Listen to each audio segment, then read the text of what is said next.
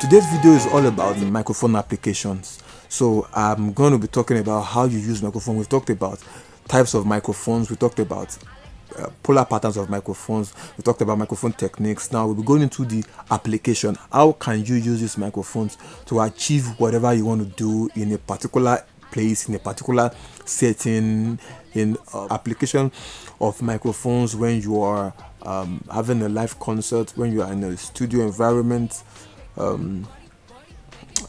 application of microphones for drums, for guitars, for backing vocals, for lead vocals, for theater events. We're talking about it for a lot of things, and we'll be picking them in sets. You get what I'm saying? So today we're talking about application of mics for drums.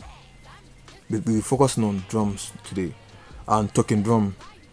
Now, as we all know that a drum set is an acoustic instrument that has its own acoustic energy. Talking drum is an ethnic instrument that is made from animal skin, right? Like, you know what I'm saying? So now for the drums, you know what matters most in drums are the shells and the vellums. So you have to be careful about tuning. That's number one, and you have to be very, very careful about the way you mic your drums. Now, so I'm going to play you an audio sample from a performance I had in my studio. I had some guys came in. They were a band. They were an ethnic band. They came in. I didn't have much microphone, so I had to make do with the little ones that I had. So I marked an acoustic drums with just 3 microphones. You have to hear the sound. It sounds awesome.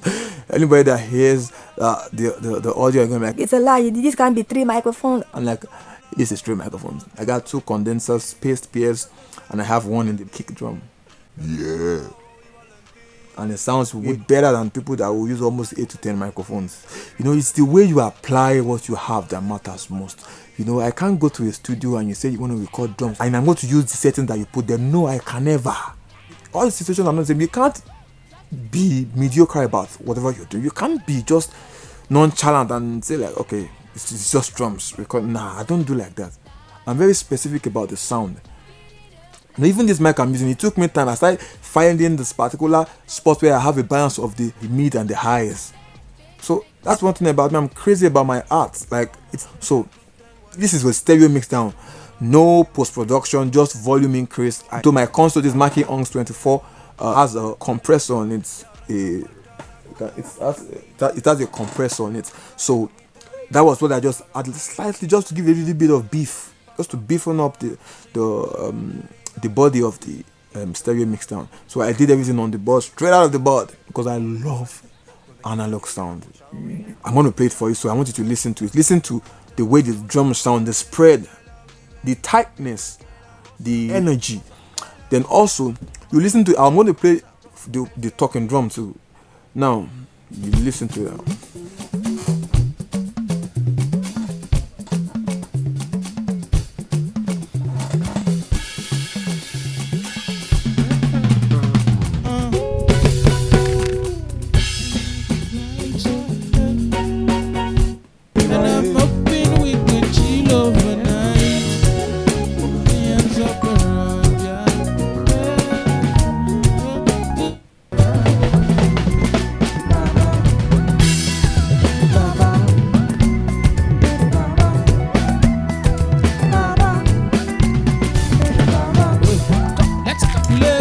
Now, so let's come back now.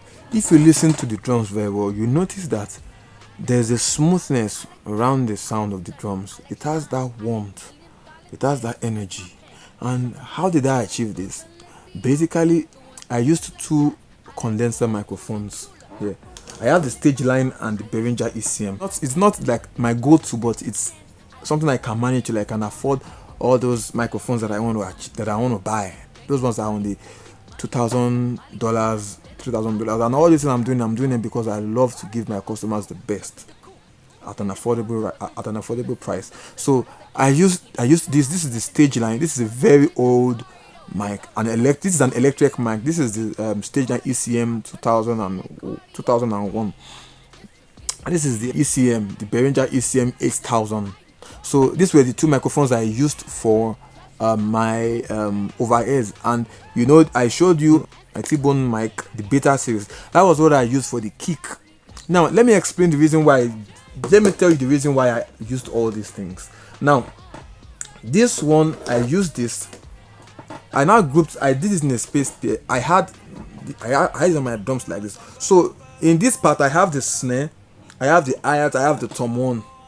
So this basically is focusing more on the. This is the smaller diaphragm, as in it's smaller. The capsule here is a smaller diaphragm. The capsule here is a smaller diaphragm. So this captures this side, and this captures the second rack tom and the floor tom, and the bell, and this one catches the scratch. So having this together like this, I use my phone to find the particular place where I have an even spread. So I kept moving around until I got that particular place that had an even spread of the sound. Now the reason why I used a smaller capsule was because this won't interpret the floor toms very well because of their frequency range. So I need a bigger capsule to be able to capture that roundness, that thickness, that will be able to represent it very well. So I used a bigger capsule. So what am I trying to say here? Now for the kick drum, I used a super cardioid microphone, my T-Bone.